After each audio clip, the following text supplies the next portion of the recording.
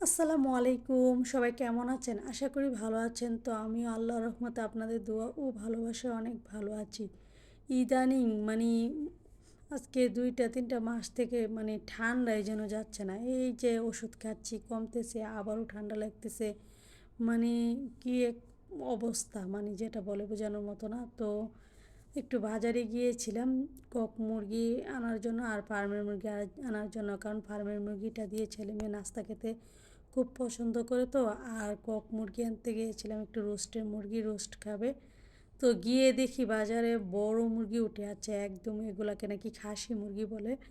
তো এখান থেকে একটা মুরগি নিয়ে নিলাম, 5 কেজি হয়েছে মুরগিটাকে। একদম ওইখান থেকে ড্রেসিং করে, বুড়ি ফেলে ড্রেসিং করে তারপর নিয়ে এসছি। তো এনে ছোট ছোট টুকরা করে পিসেস করে রান্না করেছি, কারণ কি সিদ্ধ হতে চায় না। তো আজকে চিকেনটা আমি একটু সাদা বোনা করেছি, একদম দই দিয়ে, দই চিকেন বলতে পারেন, সাদা চিকেন বলতে সাদা মুরগির বোনা বলতে পারেন, যেটাই বলেন না কেন। আমি গুঁড়া কোনো মশলা দেবো না, মরিচ গুঁড়া হলুদ গুঁড়া এগুলো দেবো না আর কি। তো বেশ অনেকটা আদা রসুন বাটা পরিমাণ মতো দিয়ে দিলাম, টক দই দিয়ে দিলাম বেশ অনেকটা, তারপর দিয়ে দিলাম আস্ত শুকনো মরিচ কেটে কেটে দিয়ে দিলাম, পেঁয়াজ কুচি দিয়ে দিলাম পরিমাণ মতো, কাঁচামরিচ বেশ অনেকগুলো দিয়ে দিলাম, দিয়ে দিলাম ধনিয়া গুঁড়া, জিরা গুঁড়া, তারপর পেঁয়াজ বেরেস্তা, তারপর রান্নার তেল, পরিমাণ মতো দিয়ে মুরগিটাকে একদম মাখিয়ে সুন্দর করে আমি একদম মাখাবেন যত ভালোভাবে, অতই মুরগিরা টেস্ট দ্বিগুণ বেড়ে যাবে। আর রান্নার উপরে রান্নার হাতও এক একজনের এক এক রকম হয়। অনেকে আরও মশলা তেল সব কিছু দিয়ে রান্না করলেও তার রান্নাটা একটু কেমন যেন হয়, অনেকে পছন্দ করে না। আবার অনেকের হাতে মনে হয় একটু নাড়া দিয়ে এলেই স্বাদ যেন দ্বিগুণ বেড়ে যায়। এখন জানি না কেমন রান্না করি, আমার রান্না মোটামুটি আল্লাহর রহমতে আমাদের আত্মীয় স্বজন সবাই পছন্দ করে। তো মুরগিটা একদম মাখিয়ে মুখিয়ে বসিয়ে একদম কষা কষা হয়ে গেছে, কালারটা একটু একদম সাদা রয়নি। একদম সাদা থাকলে আবার ছেলে মেয়ে খেতে চাইবে না। তো যেহেতু বেরেস্তা দিয়েছি পরিমাণে অনেকটা, তার জন্য একটু কালারটা একটু অন্যরকম আসছে। আর মুরগিটা যখন একদম কষতে কষতে এক পর্যায়ে তেলটা ভেসে উঠবে আর চিকেনটা একদম কষা কষা হয়ে যাবে, তখন আমি গরম পানি দিয়ে দিলাম ঝোলের জন্য, আরও কিছুটা পেঁয়াজ বেরেস্তা দিয়ে দিলাম। দিয়ে মুরগিটা এত একটা সুন্দর হয়েছে, কালারটা মোবাইলে কেমন আসছে জানি না, খেতে এতটা মজা হয়েছিল যেটা বলে বোঝানোর মতো নয়।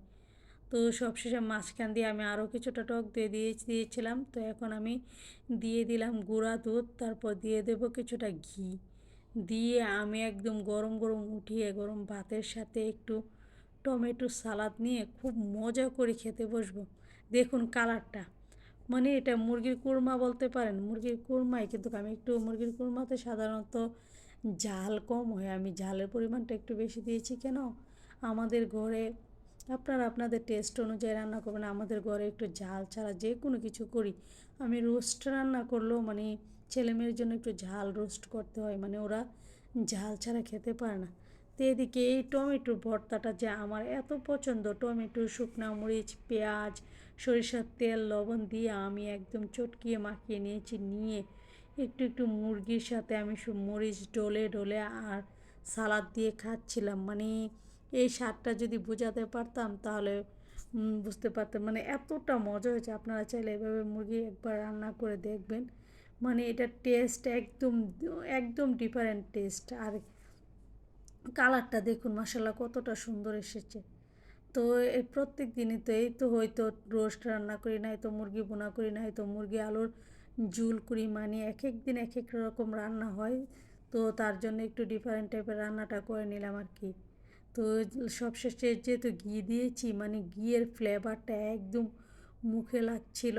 আর গুঁড়া দুধ দেওয়াতে একটা ক্রিমি ক্রিমি, বেশ অনেকটা গুঁড়া দুধ দিয়েছিলাম, ক্রিমি ক্রিমি ফ্লেভার আসছে। তো আল্লাহ হাফেজ, আসসালামু আলাইকুম।